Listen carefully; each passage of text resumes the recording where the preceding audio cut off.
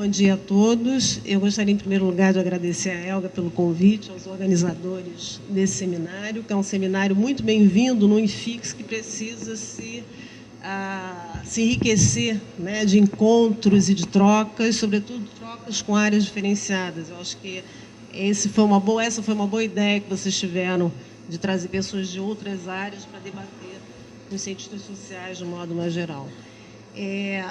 Eu adorei falar agora, depois da Keila, e também depois da Ângela, num certo sentido, porque, enfim, embora eu vá tratar um tema completamente diferente, completamente distoante, né, do tema propriamente dito da escravidão e das problemáticas em torno ao contexto da escravidão, mas é um tema que, na verdade, reclama exatamente isso que a Keila apresentou aqui, que a Ângela apresentou também, que é exatamente a possibilidade de que hoje, né, o estudo da escravidão, a pesquisa, a investigação sobre esse contexto, e não só sobre esse contexto nos seus próprios termos, e como um contexto também que produz estranhamento no presente, mas também o contexto do pós-abolição, né, que, de maneira ainda mais tímida do que a escravidão, tem sido tratado de formas, que eu diria, enviesadas, de formas que ainda carrega, ainda é, digamos assim, herdeiro de uma espécie de legado da escravidão, ou seja, como se o pós-abolição sempre, de alguma maneira, fosse visto por uma lente que não é a lente da sua própria dinâmica, né, da sua própria riqueza, das suas próprias ambiguidades, enfim.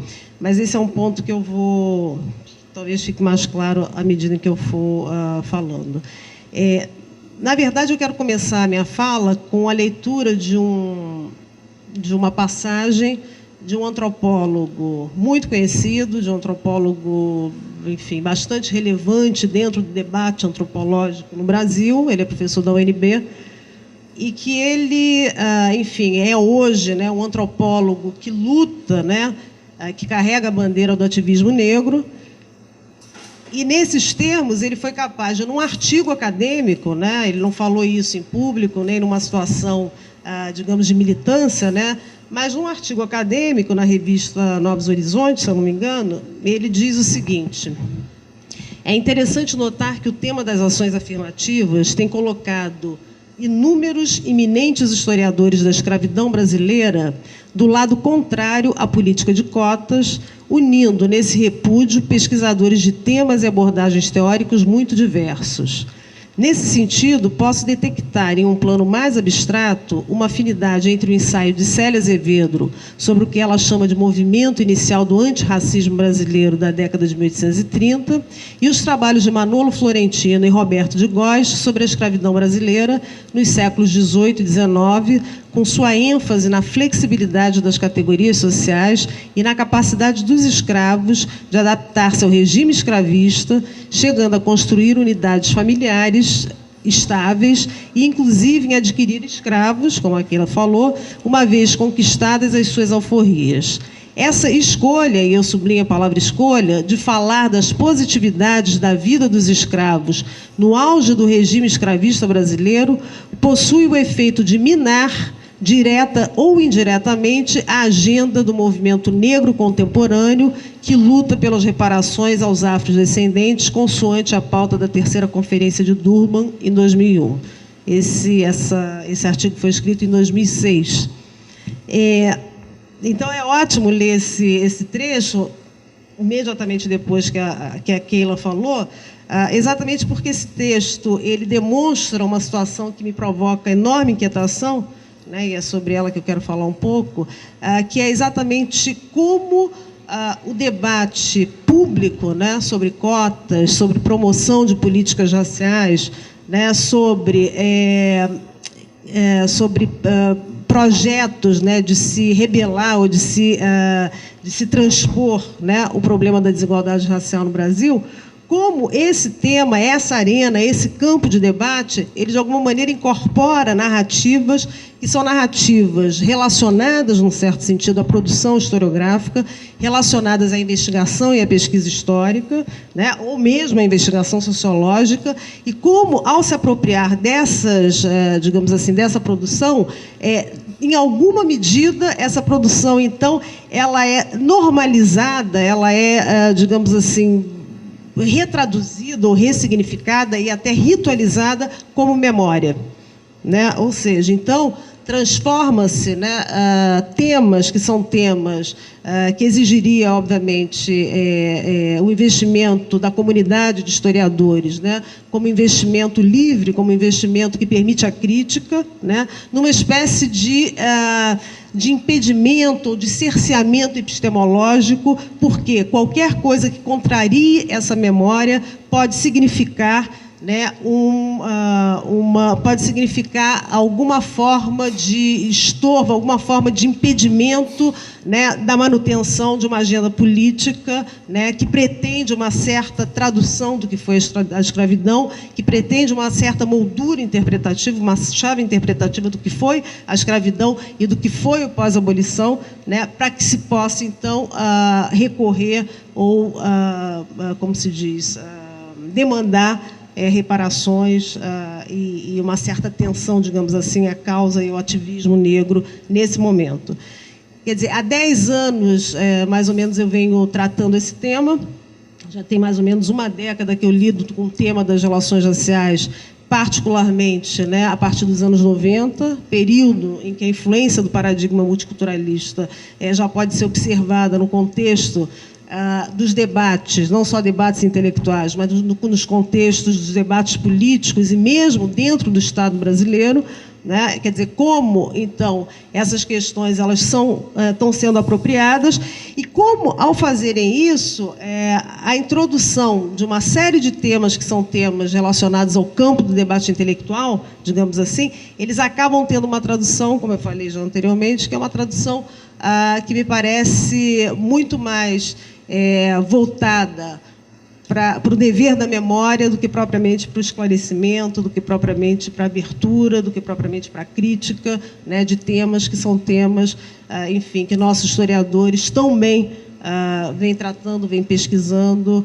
e trazendo, obviamente, novas questões inusitadas, questões não antecipadas e questões que contrariam, né, em grande medida, essa memória, né, que se consolida, essa memória que se ritualiza no processo político mesmo, que debate as formas de superar a desigualdade racial no Brasil. Uma questão que particularmente me incomoda, né, nesse processo é a forma como o racismo, né, o tema do racismo tem sido tratado, tem sido considerado no debate público, né? Ou seja, o racismo, então, ele se transforma, num certo sentido, em um fundamento, né, um fundamento último para toda e qualquer visão, para toda e qualquer forma, né, de se considerar a história, né, desde o seu contexto escravista, desde o contexto da escravidão até o contexto pós-abolição, né, como, digamos assim, um denominador comum que produziria uma espécie de articulação, né, entre o mundo da escravidão e o mundo do pós-abolição, articulação essa que permitiria entender esse fenômeno a partir de uma causalidade única, né, onde essas diferenciações, onde, digamos, o campo da ambiguidade, o campo do inusitado não teria praticamente lugar. Quer dizer, é assim que se demarca, então, a partir do racismo, essa história. O problema é que o racismo também possui uma historicidade, né? Ele pode ser tratado dependendo do contexto, da conjuntura e das razões que mobilizam o entendimento do racismo de maneiras muito diferenciadas, né? Mas ele acaba se transformando, digamos, num fenômeno com digamos assim, com uma dimensão que é uma dimensão quase que unívoca, quase que única, né, que dá conta, digamos assim, dessas diferentes temporalidades, e não só isso, garante um sentido a elas.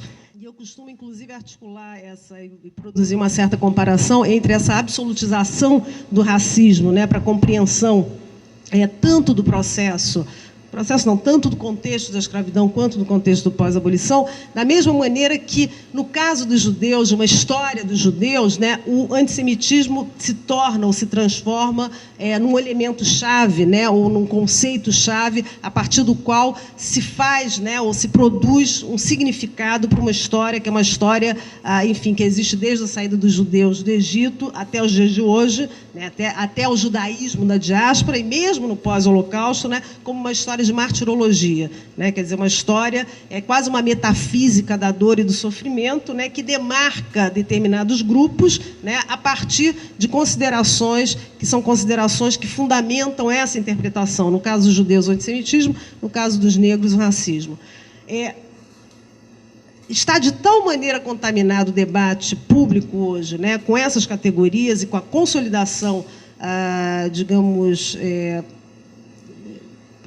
unívoca ou absolutizada, né, dessas categorias para o entendimento de processos que são muito mais complexos, que eu tenho pensado, e isso é uma coisa assim que talvez eu nem leve adiante, porque é um tema sobre o qual eu venho tratando de maneira mais discreta atualmente, porque eu já estou, enfim, envolvida com outras questões, mas uma hipótese de trabalho possível para escapar um pouco desse aprisionamento, né, que determinadas formas de se perceber o racismo, de se tomar o racismo, né, como um denominador comum, ou como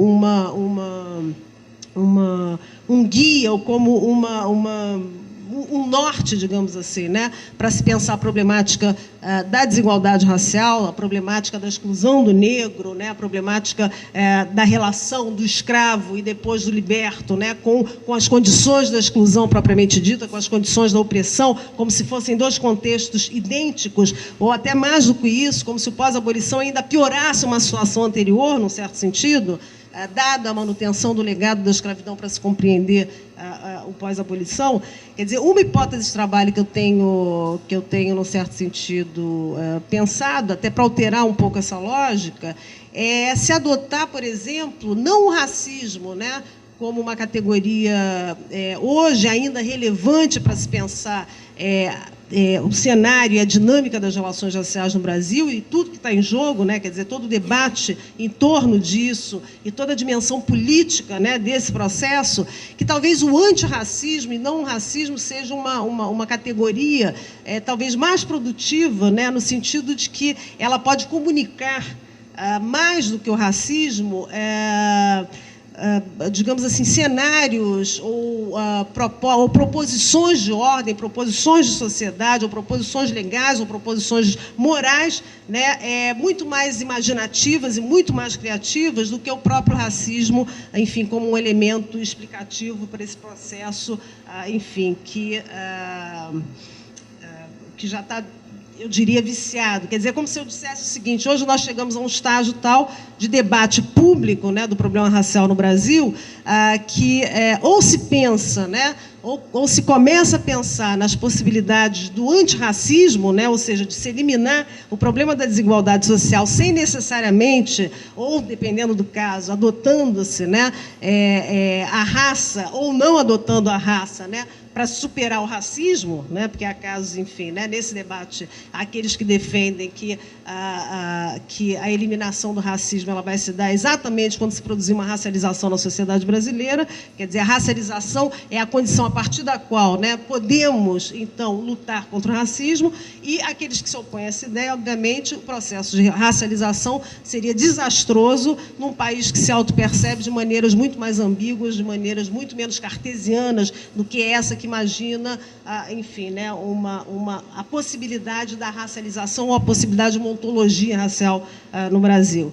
Então, o antirracismo, nesse sentido, ele pode ser um dado interessante para se avançar, num certo sentido, num debate que hoje já não escapa muito desses vícios, digamos assim, que se consolidaram na própria narrativa, no próprio discurso, seja ele intelectual, seja ele político. Hoje as pessoas falam sobre o problema da escravidão, sobre o problema como digamos assim, uma razão, né, digamos assim, absoluta, né, para se afirmar a necessidade da reparação, ou seja, essas articulações que se dão em nome de uma memória, né, e que desconsideram ou esvazia a pesquisa histórica que está sendo feita e que mostra algo muito mais, enfim, muito mais diversificado do que isso, do que especificamente isso, né, num certo sentido, quer dizer, esse tipo de memória, esse tipo de tratamento, num certo sentido, engessou o debate público, né, a ponto de hoje não se conseguir, enfim, avançar muito nas questões. E uma forma de se avançar,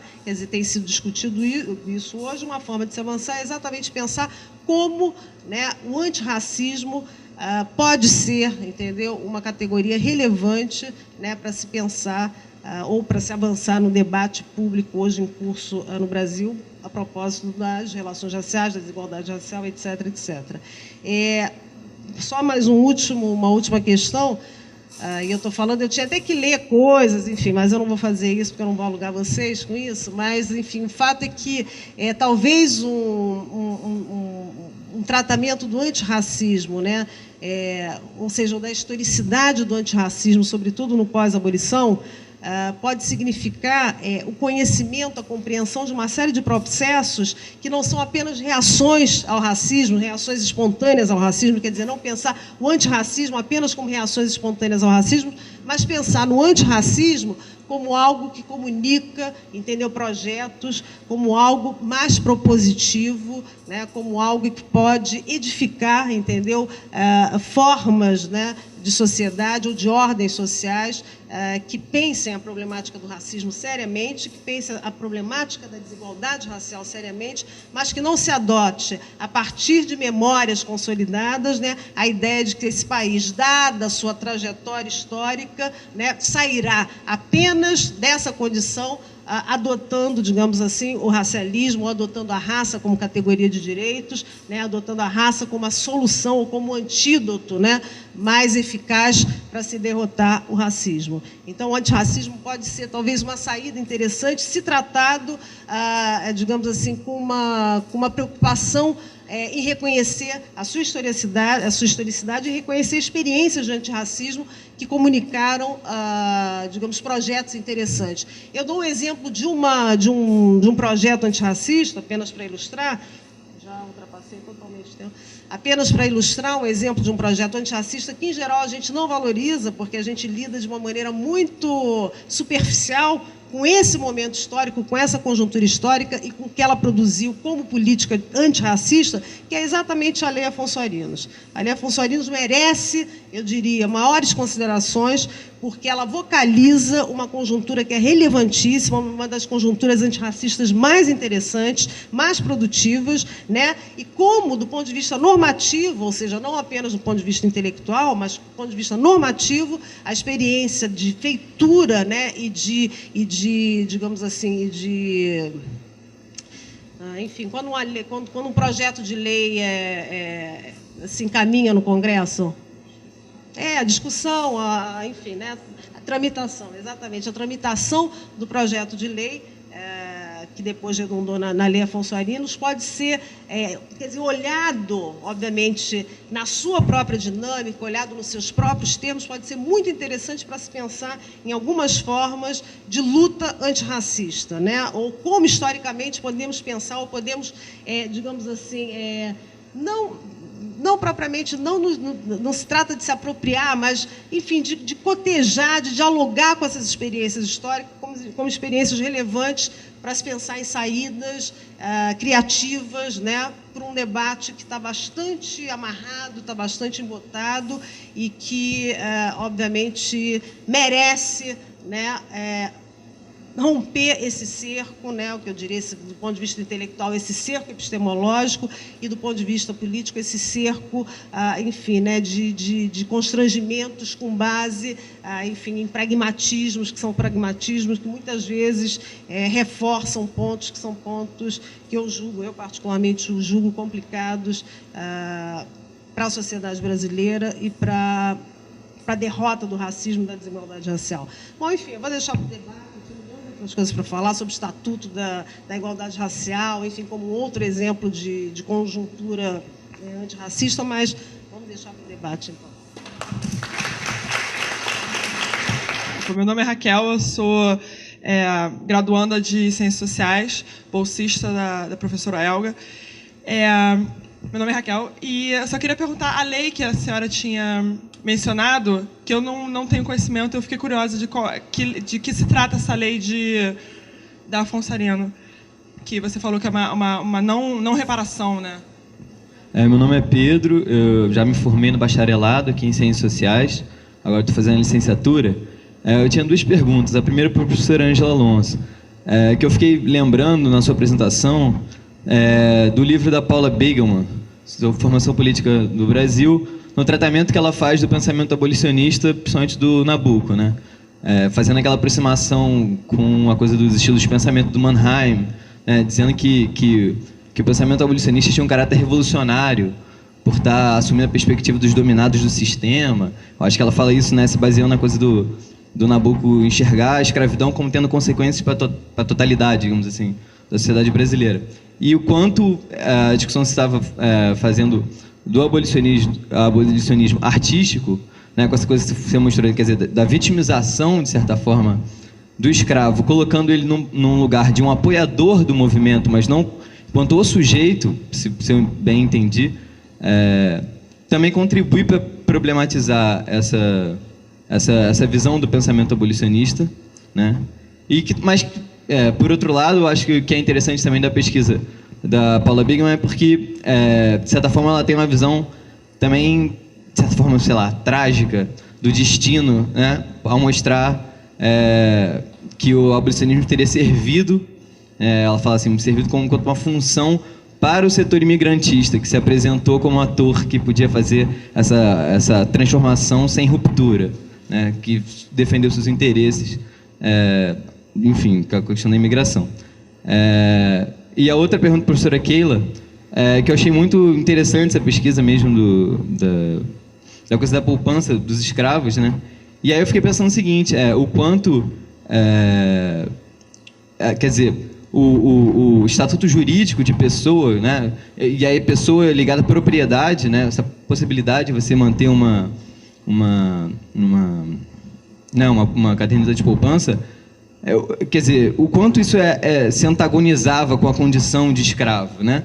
Se eles podiam manter, né, muitas vezes essas cadernetas de poupança, quer dizer, me parece um pouco que talvez o reconhecimento simbólico da pessoa talvez tivesse passando por outras coisas além da propriedade, né? Além do estatuto jurídico. O que fazia com que o escravo pudesse, de fato, romper com uma certa condição, né? E ser reconhecido de outra forma. Aí se citou a coisa de que a primeira coisa que certamente faria seria comprar um escravo para ele. Talvez aí tivesse, né, simbolicamente se colocando mais essa questão da pessoa, e não tanto no estatuto jurídico da propriedade. Quer dizer, pessoa no Brasil do século XIX, a pessoa está mais ligada à propriedade, né, ou está ligada a outros, né, outros elementos da vida social. Então, meu nome é Isis, eu faço Ciências Sociais na Rural, sou bolsista com o André, pelo PIBID, e eu queria saber o que a professora Mônica, né, comentou sobre o Estatuto de Igualdade Racial. Eu queria saber quais implicações, que você falou que ia comentar e acabou não comentando quando deu tempo. Queria que você falasse um pouco sobre isso e qual a relação que isso tem com a questão quilombola, né? Porque se você tem a igualdade racial e a questão étnica, que é onde é que está isso, e essa luta dos grupos étnicos. Bom, respondendo a Raquel, você é minha vizinha, né? Ou foi minha vizinha? Acho que enfim, Raquel, a Lei Afonso Arinos é uma lei que, enfim, para a minha geração ainda é bastante conhecida, mas vale a pena explicar, talvez vocês não saibam, mas ela ganhou o nome do seu autor, né, Afonso Arinos de Melo Franco.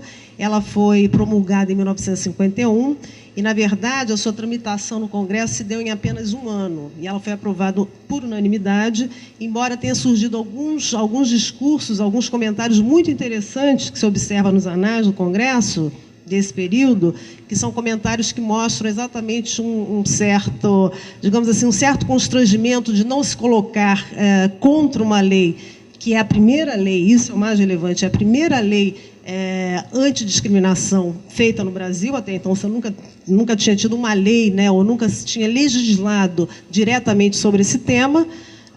e, portanto, ela tem essa relevância, digamos assim, mas é uma lei muito interessante porque, na verdade, ela não tipifica o racismo, né? Ela apenas mostra, enfim, em que condições alguém pode ser penalizado se produzir ou se manifestar qualquer tipo de preconceito, enfim, na vida como ela é, na vida cotidiana. Ou seja, se você impede que um negro compre na sua loja, se você impede, se o serviço público impede que algum negro faça concurso ou que algum negro entre no serviço público, enfim. Então, é uma lei que como se diz assim, que lida ou que trata questões dessa natureza. Ela não tipifica, ela não define o que é raça, num certo sentido. Tanto assim que, curiosamente, essa lei favoreceu a entrada de muitos judeus refugiados de guerra que, de outro modo, não entrariam pelos como é que se chamava aquelas leis confidenciais, atos confidenciais?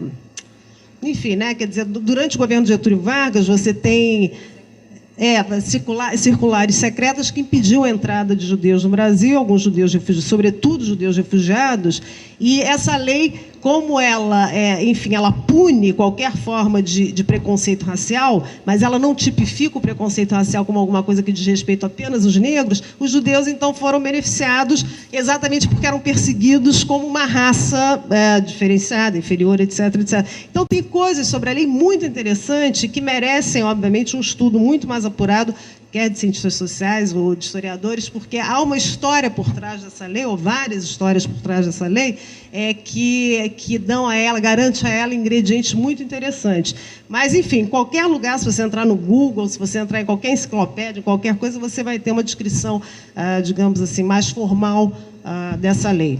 Tá? Mas ela é relevantíssima, embora todo mundo diga que essa lei nunca pegou, porque nunca ninguém foi condenado, nunca ninguém foi efetivamente processado por racismo, embora hoje sim, né? Mas ela, digamos, é a mãe daquilo que hoje se encontra na Constituição brasileira, né? O que se fala sobre raça na Constituição brasileira, de alguma maneira, ou se fala contra, né, a discriminação, de alguma maneira tem a Lei Afonso Arinos como a sua origem, né? Depois teve a Lei K.O., enfim. Então, tem uma trajetória de leis posteriores, mas ela é original. Enfim, ficou claro? Só para... qual foi a outra questão? Sobre enfim, eu não posso falar aqui sobre o Estatuto, enfim, não dá para me alongar sobre o Estatuto, mas o Estatuto da Igualdade Racial, ele foi apresentado pelo Paim, né, que na época era deputado, e foi apresentado... Não, era senador, né? Acho que ela entrou primeiro pelo Senado, em 2000, e, enfim, ela atravessou a tramitação dela, durou 10 anos, e ela foi recentemente aprovada, agora em 2010, e foi aprovada com cortes muito significativos que produziu duas interpretações diferenciadas, né? Quer dizer, o lado daqueles que queriam a aprovação completa do Estatuto, o que se deu foi digamos assim, uma... Como é que você aleja alguém quando você...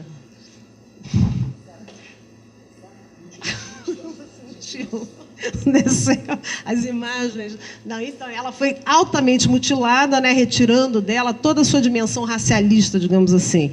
E outros dizem que não, que ela permanece uma lei racialista porque ela já traz no nome a própria ideia de raça, o Estatuto da Igualdade Racial. Mas cotas raciais não foram aprovadas, quer dizer, o Estatuto, então, ele ficou capenga, digamos assim, das suas motivações originais. Esse Estatuto da Igualdade Racial, ele é muito interessante porque ele demarca, né, do meu ponto de vista, quer dizer, do ponto de vista de várias outras pessoas também, ele demarca um processo muito claro de afirmação da raça como sujeito de direitos no país. E ele pressupõe também que, e garante ao Estado, né, e pressupõe a possibilidade de que a sociedade brasileira possa ser contemplada, do ponto de vista das políticas públicas, numa dimensão birracializada, ou seja, como uma ontologia racial, enfim, onde você encontra duas raças, uma raça negra e uma raça branca, e, portanto, o Estatuto só faz sentido se ele consegue identificar o seu alvo preferencial, que são os negros, né? Então, o que se processa através dessa lei, na verdade, é uma transformação radical na sociedade brasileira, né? Caso ela vingasse nos termos em que ela foi originalmente produzida, processaria, então, uma mudança radical na sociedade brasileira e, para alguns, uma cisão, porque definiria duas raças em particular, né, quando alguns percebem o Brasil de uma maneira muito mais ambígua, muito mais misturada e miscigenada, E, enfim, a sua aprovação de forma mutilada, capenga, enfim, atendeu a algumas das versões sobre o que significa o processo de racialização no Brasil, né, que alguns consideram desastroso, e, por outro lado, trouxe enorme insatisfação para o ativismo negro que estava lutando para que ela fosse aprovada na sua versão original, enfim, na sua versão mais racialista. Tá? Bom, não sei se ficou claro. Bom, eu vou, então, responder a pergunta e comentar um pouquinho os comentários, né? Sobre essa questão... Cadê? Dessa questão do estatuto jurídico, né, da condição de coisa e pessoa, é claro que, para ninguém que vivia no século XIX, que convivia com os escravos, o escravo é uma coisa, não é? O escravo é uma pessoa escravizada, né, que ou nasceu escravo, ou foi escravizado na África e foi trazido para o Brasil. A gente não pode esquecer que o Rio, a província do Rio, ela é altamente africanizada, né? Então, a gente está convivendo com pessoas que são pessoas que têm consciência da sua escravização, né? No entanto, e aí você pergunta, quer dizer, como é que você tem um reconhecimento simbólico de que aquela pessoa é uma pessoa? Você não diria que é um reconhecimento simbólico, é uma questão advinda das relações sociais que essa pessoa estabelece com as outras. Ou seja, se tem família, se não tem família, se trabalha no eito, se tem casa, se é urbano, todas essas condições são condições que vão trazendo essa dimensão da pessoa. Mas o que eu queria ressaltar é que não é tão simples assim dizer que é coisa só no plano jurídico. Porque o escravo ele pode ser vendido, ele pode ser legalmente separado da família até 1869, quando tem uma lei expressa que proíbe a separação da família. Ele pode ser reescravizado se um negro não provar, está andando na rua, não provar que ele é livre, ele tem que provar a condição de livre. Ele pode ser facilmente escravizado até o período final da escravidão. Isso não é só, né, isso não está só nessa tradição intelectual, isso foi largamente comentado por vários escritores da época, como o próprio Alencar, o Machado de Assis, né, tem várias peças, mas isso é realidade também, né, quer dizer, a condição de coisa, o perigo, né, de ser reescravizado, de ter sua condição mudada, de ser vendido para longe, de ser considerado alguém perigoso para a sociedade, ela está presente até o final da escravidão. Então, ao mesmo tempo em que ninguém vai dizer que um escravo, fundamentalmente, não é pessoa, não é um ser humano, a questão da coisa, ela aparece o tempo todo, né? Então, essa ambiguidade, esse paradoxo, que permeia principalmente a escravidão no século XIX, quando ela já começa a ser desnaturalizada, ou seja, quando ela começa a não ser mais considerada um elemento natural daquela sociedade, ela é fundamental para a gente entender isso, né? Então, não adianta... a gente não pode esquecer esse aspecto principal, né, dessa sociedade. Eu acho que da relação senhor-escravo é que o escravo ele é propriedade do senhor. E ele pode ser vendido, ele pode ser comprado, apesar de propriedade, só para juntar, não ser um direito absoluto. O senhor não pode matar o escravo, por exemplo. Nenhuma, aliás, a propriedade como uma propriedade absoluta, e acho que tem uma discussão grande, ela é uma ilusão liberal. A propriedade nunca foi absoluta. Tem uma discussão enorme no campo do direito sobre, por exemplo, a discussão sobre posse e propriedade. Quando você pensa em seres humanos, você está pensando no extremo disso. Mas não são só seres humanos, né, onde você discute essa ideia dos limites da propriedade. Então, acho que é interessante a gente pensar também, fazendo a ligação aqui, com a historicidade do conceito de propriedade, né, como é que ele vai mudando, principalmente do século XVIII em diante, e chega em questões complicadas, como a questão da propriedade coletiva atualmente, a questão do território quilombola, e daí por diante. Mas, então, só para falar um pouquinho e misturar com essa questão do direito de propriedade, e até um pouco com a relação entre direito e sociedade, que é uma coisa que eu sempre me pergunto aqui quando ouço a Mônica falando sobre o estatuto e sobre a questão das leis, será que eu acho que a gente tem que caminhar, talvez, para uma relação, para uma análise bem complexa dessa relação entre direito e sociedade, né? Quer dizer, os caras que fizeram o Código Civil no início do século XX acreditavam que eles realmente podiam moldar a sociedade através do Código. Tanto é que, ainda no século XIX, ninguém conseguiu fazer o Código, né, os bacharéis, depois o Evaristo de Moraes foi talvez o mais famoso, ou o Rui Barbosa, que se envolveram na questão do Código, porque não tinham dificuldade de enquadrar a escravidão em todas as relações sociais da escravidão num modelo que era um código que se queria perene, que se queria estável, que nunca fosse mudar.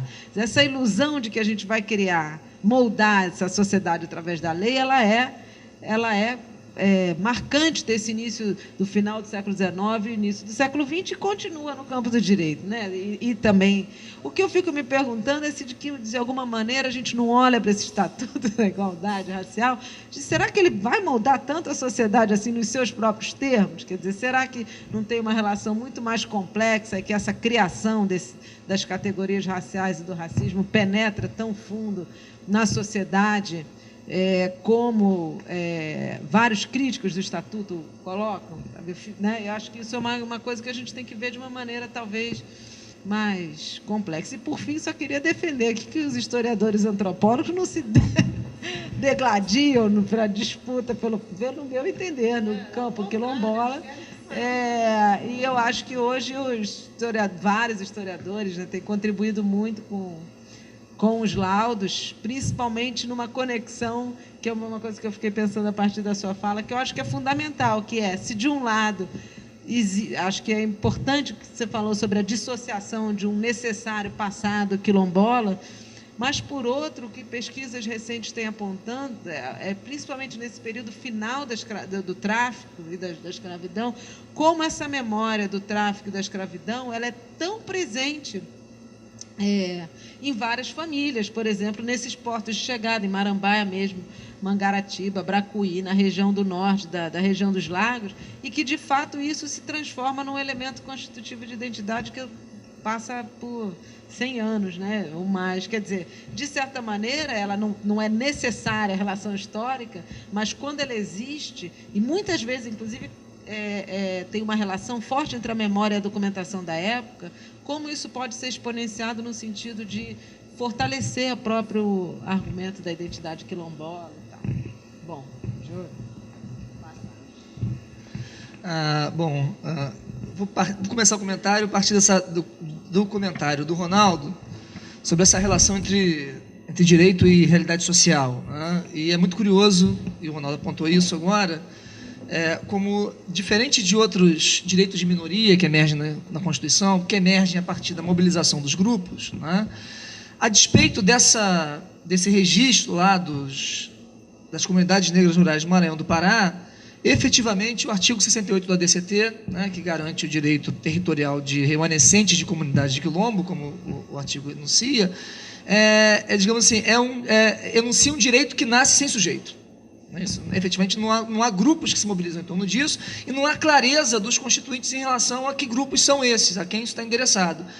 De fato, que as leituras que se fazem desse processo apontam para digamos assim, para a vitória, efetivamente, dessa leitura mais simbólica e metafórica, né? Daí isso ter ficado lá no ato das disposições transitórias sem muita reação naquele momento. Na verdade, o que acontece na década de 90 é a manifestação disso que um constitucionalista alemão chamado Peter Haber, na década de 70, chamava de comunidade aberta de intérpretes da Constituição, né? Os atores sociais se mobilizaram em torno dessa categoria, que era uma categoria objetivamente vazia, né? E, então, deram carne a ela, né? E essa carne se constituiu a partir desses grupos e se constituiu, de fato, a partir da hegemonia de certos atores. Então, assim, eu vou tentar dar uma modulada aqui, de certa forma, eu concordo com o Ronaldo. Quer dizer, os antropólogos foram, assim, no campo dos intelectuais, foram aqueles que emergiram como os intérpretes legítimos, ainda no momento em que esse reconhecimento dependia de uma peça pericial, que era o laudo, né? Quer dizer, os antropólogos foram no campo os profissionais que se legitimaram como aqueles habilitados a conferir, né? ou a atestar, né? Ou não a identidade étnica de um grupo, né?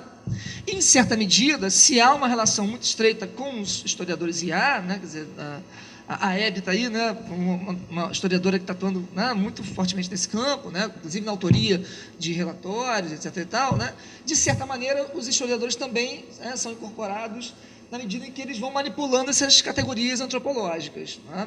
E não exatamente, não só os antropólogos, mas eu diria, isso é muito importante para entender como é que se deu, digamos assim, essa etnicização da discussão de quilombo, né, e eu diria até uma desracialização em função dessa etnicização, né. Sim, claro. Estou falando assim, do processo pelo qual essas comunidades, esse direito deixa de ser entendido como um direito racial, né, um direito, digamos assim, de comunidades negras, no sentido enfim, no sentido que a gente entende raça, né, quer dizer, e são entendidos em homologia à questão indígena, acho que isso é um ponto importante, né, como comunidades que constroem suas próprias formas de pertença, de organização social e de territorialidade, e constroem isso nessa dinâmica de oposição entre o que é o grupo e o que é o entorno do grupo, entendido como entorno do grupo, tanto os outros grupos com os quais esse grupo convive, quanto a sociedade nacional como um todo, né? Porque coloca essa questão como bastante distinta da discussão de ações afirmativas, né, de caráter racial, né? Isso se dá fundamentalmente porque os antropólogos que emergem nesse campo não são os antropólogos que estão discutindo raça, né, ou estão discutindo comunidades negras rurais, né, ou estão discutindo racismo, né, são os antropólogos indigenistas, são os etnólogos e aqueles antropólogos que trabalham com a questão indígena de forma assim, mais da política indígena, que vão emergir nesse campo, e isso é que vai determinar essa homologia que na década de 90 se constrói entre a questão quilombola e a questão indígena.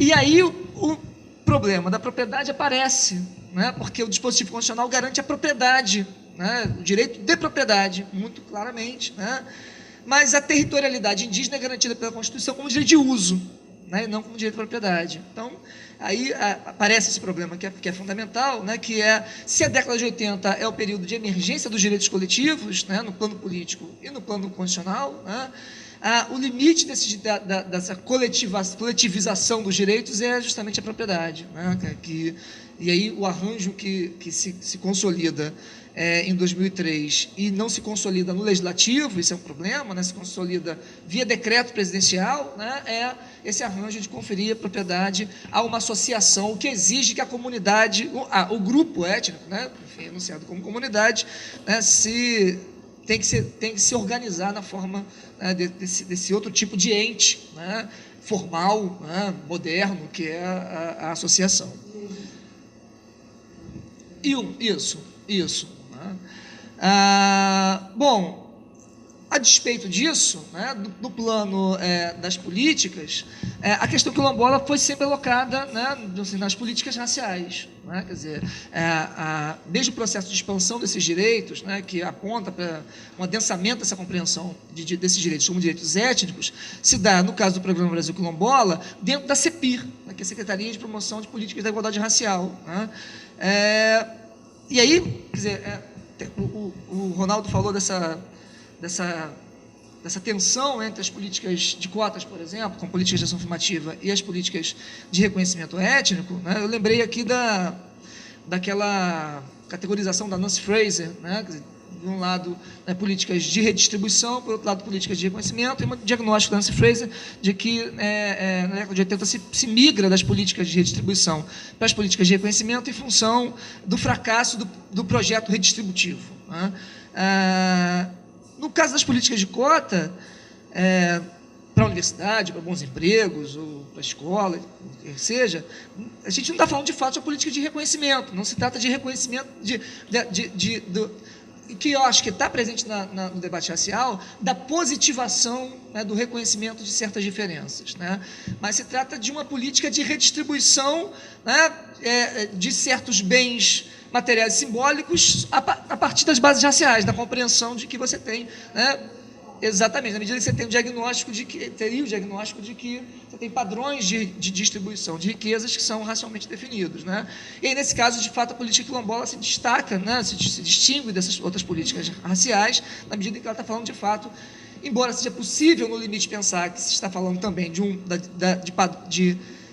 da alteração de padrões de distribuição de um certo elemento de riqueza material, que é a terra, né? Está falando de propriedade. Na verdade, isso não está, né? isso não é entendido por esses atores efetivamente como uma política de redistribuição sobre bases raciais ou étnicas, né? Mas é pensado de fato como um reconhecimento de formas de territorialidade que as políticas de regularização fundiária não dão conta. Apesar disso, havia a expectativa de fato de que esses direitos fossem regulados no plano legislativo via Estatuto da Igualdade Racial, né? Quer dizer, na contabilização das mutilações, né? Quer dizer, vai na conta das mutilações aí o processo pelo qual a questão quilombola é retirada das discussões do Estatuto. Bom, eu não sei se falei de tudo, mas enfim, depois a gente eventualmente volta. Sobre a relação entre literatura e sociedade, né? A minha intenção aqui foi trabalhar um pouco tomando a literatura menos como obra de arte, né, menos preocupada com o aspecto estético que ela tem, e daí porque também eu preferi trabalhar com peças e romances de baixo valor estético, né, porque eu acho que justamente esses materiais menos acabados, né, fazendo uma comparação assim bem rastaquera, eu acho que eles são mais ou menos como são as novelas da Rede Globo hoje em dia, né? Eles tinham esse caráter naquele tempo, eles visavam um público grande, saíam com um folhetim no jornal, ou mesmo no teatro visavam uma audiência grande. Então, o principal objetivo dessa literatura não é produzir uma ficção como obra de arte, é um objetivo mesmo de propaganda. Então, eu estou tomando isso aqui como um documento, né, de época e como parte da campanha abolicionista. Eu não pude aqui mostrar para vocês, né, o resto da pesquisa, mas os mesmos caras que estão escrevendo essas peças são os caras que estão fazendo comícios, lançando manifestos, né? Então, a literatura funciona aqui como uma espécie de forma de propaganda, por isso que eu chamei de arte engajada.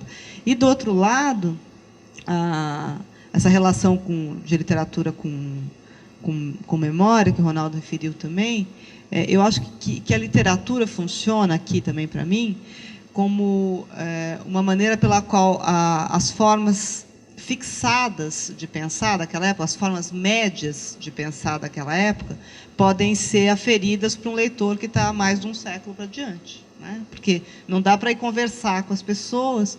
E os jornais, os artigos de jornal, os livros de panfletagem, eles exprimem uma autoria.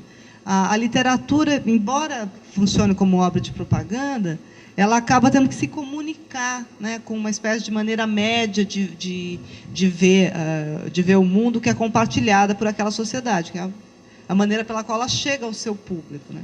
Então, eu acho que ela funciona, ao mesmo tempo, como registro dessa sensibilidade, dessa maneira média, e como documento do ativismo. Por isso que eu escolhi trabalhar assim.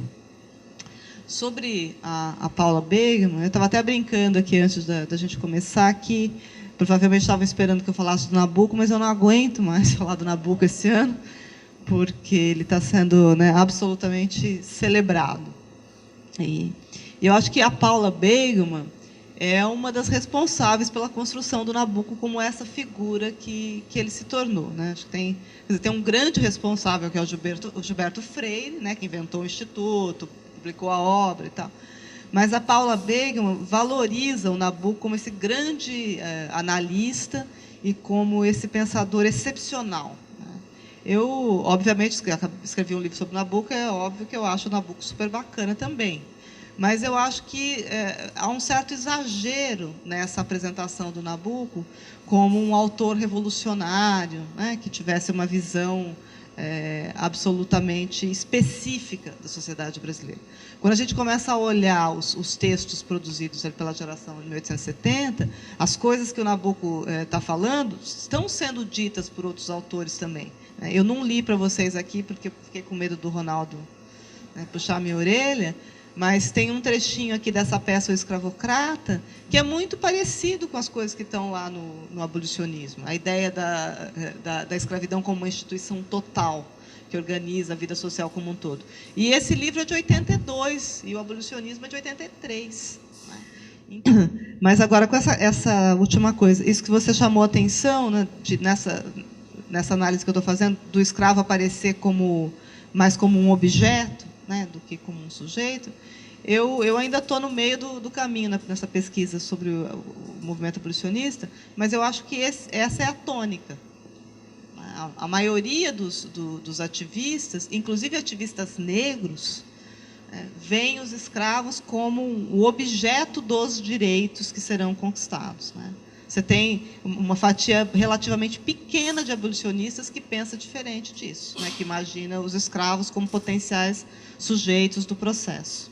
Então, a maioria do movimento, eles fazem muitas conferências. Eu recolhi agora cerca de 200 conferências públicas que eles fizeram na década de 80, e essas conferências têm sempre a tônica que tem esses romances aqui. Você problematiza, critica, mas, no fim, tem isso que eu estou chamando de uma retórica da redenção. Não vamos fazer a rebelião, vamos controlar essa transição. E é também, acho que registro disso, o fato de que, uma vez atingida a abolição, no 14 de maio, a maioria dos abolicionistas foi para casa. E, inclusive, o Nabuco. O Nabuco não queria mais ouvir falar da história. Ele ainda ficou um pouco ali no parlamento, até enquanto se discutia a indenização, e depois uma questão que ficou lateral para ele. Então, tem aí as contradições do próprio movimento abolicionista que eu acho que aparecem aqui nessa literatura. Meu nome é Ana Helena, eu faço doutorado na PUC do Rio, e a minha pergunta acho que é um pouco continuando do Estatuto, mas, Mônica, no final da sua apresentação, eu não sei se eu entendi certo, mas você ficou colocando o Estatuto, sim, como uma possível política, não política, mas uma possível ferramenta de pensar o questionar a partir de uma proposta antirracista. Então, eu fiquei meio curiosa e fiquei na dúvida se eu tinha entendido correto. Isso me soou super interessante.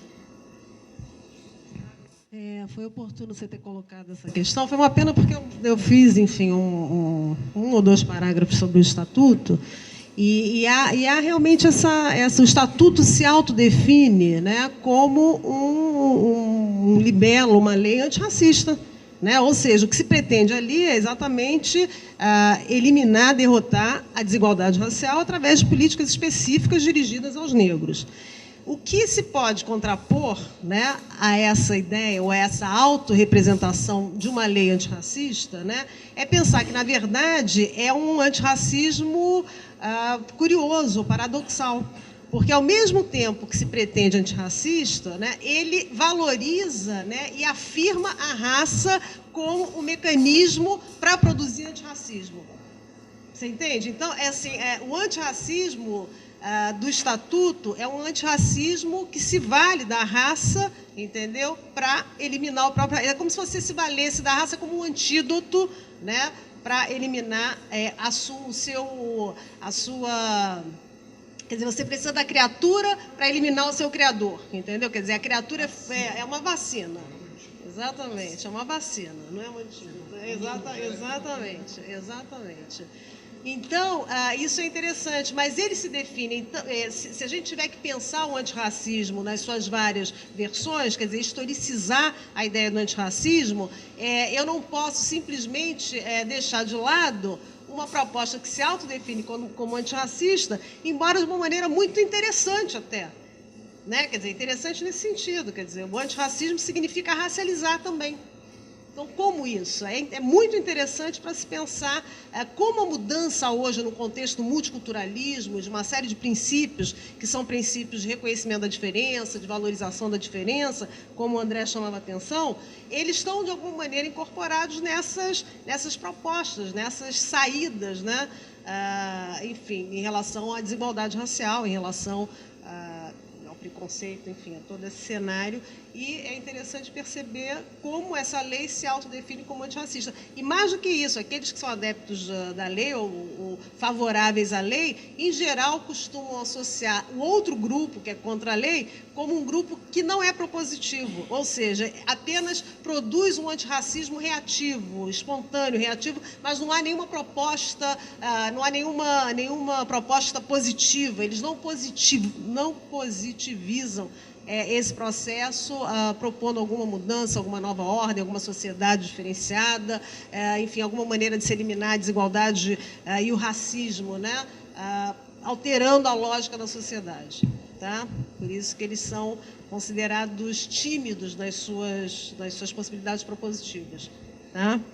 E por isso que o antirracismo hoje é uma questão que qualquer uma desses lados tem que considerar, porque é sobre isso que uma determinada versão que é antirracialista está sendo acusada de ser tímida, de ser pouco propositiva. Tá? Bom, eu quero só agradecer, enfim, como eu falei com a Elga, eu acho relevantíssimo que se promova esses eventos, esses encontros, e essa articulação interdisciplinar, que eu acho que é sempre muito produtiva. Os alunos só têm a ganhar com isso. E, enfim, vamos fazer mais coisas e juntos, e pode contar com o Departamento de História, com a pós-graduação de História, etc., etc. Tá? Obrigada a todos e obrigado pelo debate. Eu também queria só agradecer o convite da Elga, a oportunidade de vir aqui no IFIX, não só aí é um debate interdisciplinar, mas também é interinstitucional, como é da organização do seminário. Então, é sempre uma ótima oportunidade e, principalmente, pensar nessas questões que vinculam passado e presente, usos do passado, no presente, né, e estudos do passado conformados pelo presente também, como uma categoria analítica, né, como chaves analíticas para entender o passado, que acho que são muito úteis e também muito importantes para quem está fazendo os trabalhos, né?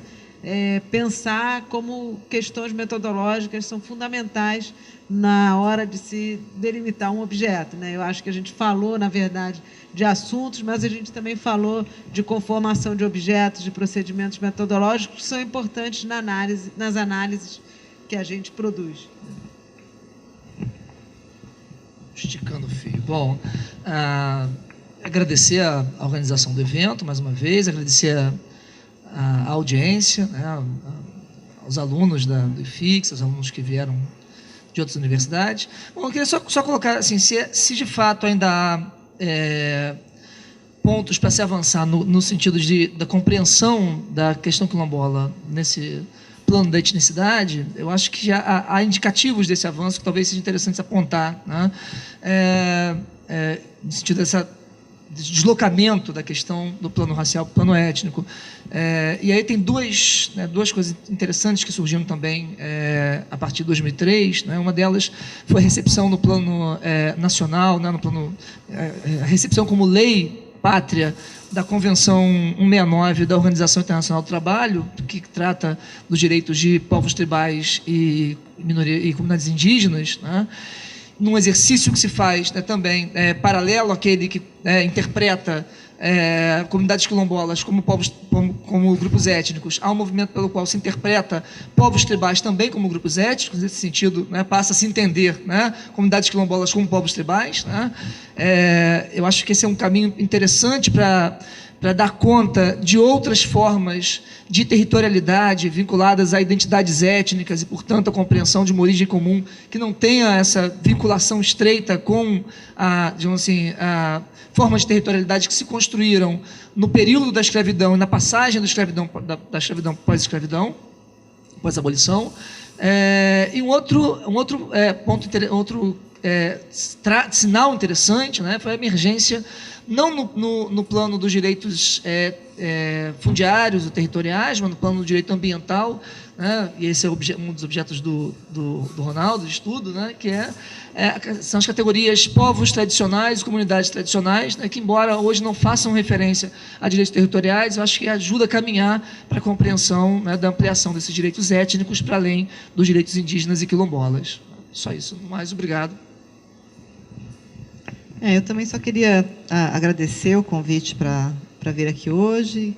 Uma mesa muito diferente, assim, né, variada. Também achei muito interessante a experiência, porque a gente acaba, a gente que trabalha com história, não sei que a gente sempre acaba defendendo muito a ideia de que as pessoas que estudam o presente precisam olhar, né, lá para trás, mas aqui hoje eu fiquei achando que olhar para o presente também ajuda muito a pensar o próprio passado. Então, eu achei muito produtiva aqui essa conversa, gostei muito e muito obrigada aqui a todos.